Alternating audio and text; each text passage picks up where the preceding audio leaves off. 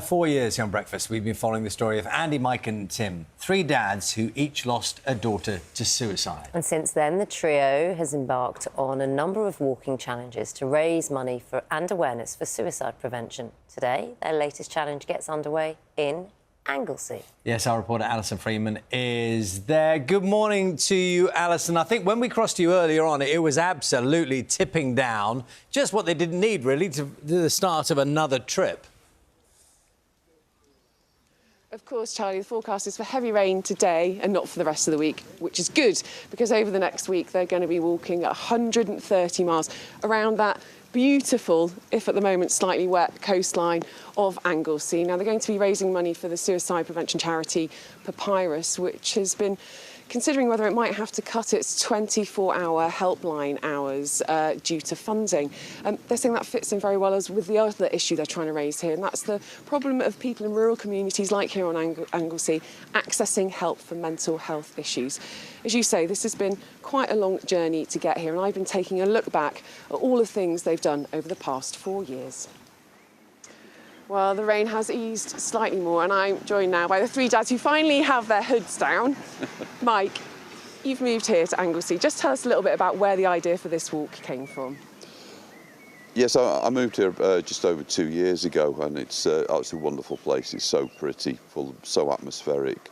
But I realised that Anglesey, like a lot of places in the UK, are a little more remote. And because of that, they haven't got the coverage of things like Hopeline 247. So really, it's to highlight Hopeline 247 and what PAPYRUS do, but also what other charities do, and highlight what support is out there if you're struggling with thoughts of suicide, maybe in crisis and things like that. So, you know, us getting back together and walking again made absolute sense. Because you came from Greater Manchester, where services are more prolific, did you notice the difference then, basically?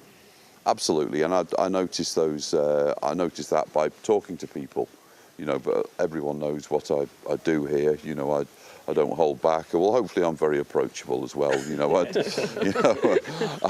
I do try. But yes, but you talk that the services don't quite stretch as far into more remote areas like this, and I think it's very important that areas like this do have the support. Now, look, you've also been campaigning, haven't you, Andy, for a good few years now to try to get suicide prevention made part of the school curriculum. We are here because of your girls. We must never forget that. How is that going at the moment, Andy? Well, it keeps going. We're now 4 years into a conversation with the second government and the third Prime Minister. We do get listened to. And we've been sat in so many meetings in Westminster, God knows how many times we've been down there.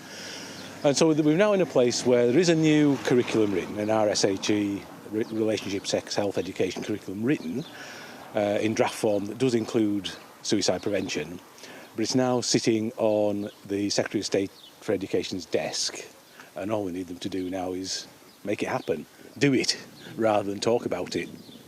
Do you get frustrated, Tim? Yeah, it is frustrating because we knew government would be slow, but didn't realise how slow.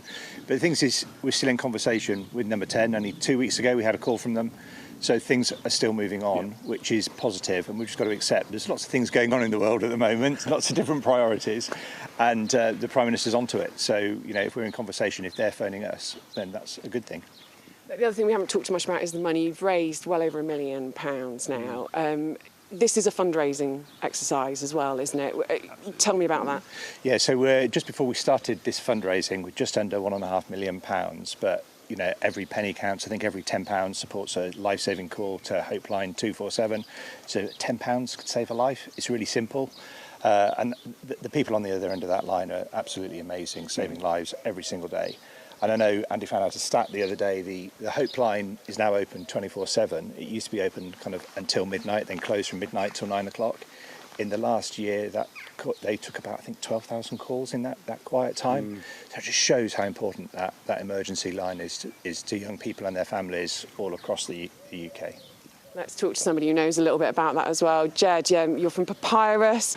You've been following the dads as closely as we have, and they've done a lot for you, haven't they? Fantastic. I always call them the game changers, but they three are three of hundreds of people supporting us and have brought us out of dark times as a charity. We've really faced a challenge this year in terms of income depletion. I'm delighted to say that we're nearly there and we're getting out of the darkness, and that's a metaphor for me of what we do every day for our young people, taking them, sitting with them in the dark, literally in the middle of the night, rain or snow, hail or whatever, whatever we've got today.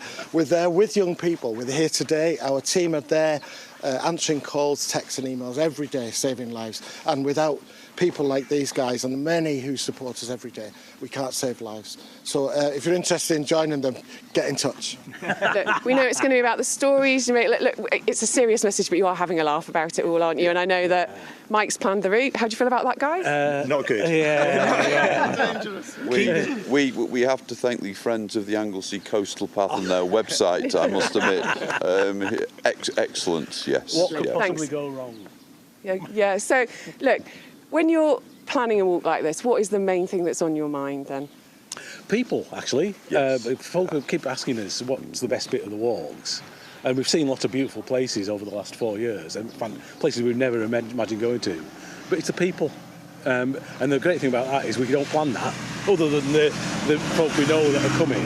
Because we're carrying a tracker with us, people can intercept us, and so we don't know who we're going to meet. So in the next 8 days, we'll meet, who knows? It'll be fantastic. And hopefully we might stay a little bit drier. So we're hoping it stays like this, because at about 10 to 9 at the end of the programme, these guys are going to be setting off on another one of their just absolutely fantastic challenges. Charlie.